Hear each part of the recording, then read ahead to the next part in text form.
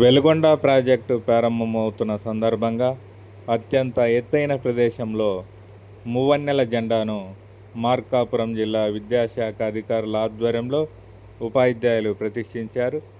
దశాబ్దాలుగా పశ్చిమ ప్రాంత ప్రజలు ఎదురుచూస్తున్న కళ నెరవేరుతున్న వెలుగొండ ప్రాజెక్టు ప్రారంభోత్సవం పశ్చిమ ప్రాంతంలో కొత్త ఆశలకు, కొత్త ఆనందాలకు నాంది పలికింది.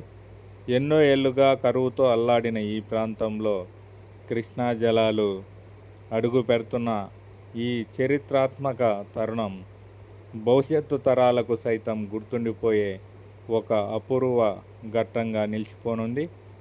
వెలుగొండ ప్రాజెక్టు ద్వారా పశ్చిమ ప్రాంతంలో జలకళ సంతరించుకుంటుంది.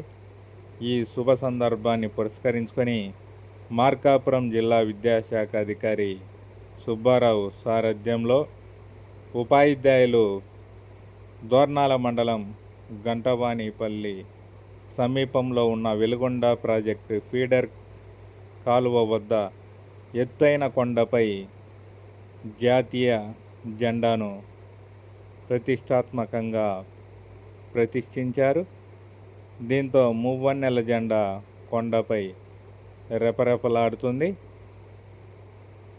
ఒకవైపు కృష్ణా జలాల జలధారణ, మరోవైపు కొండపై జాతీయ జెండా రెపరెపలాడుతుంది.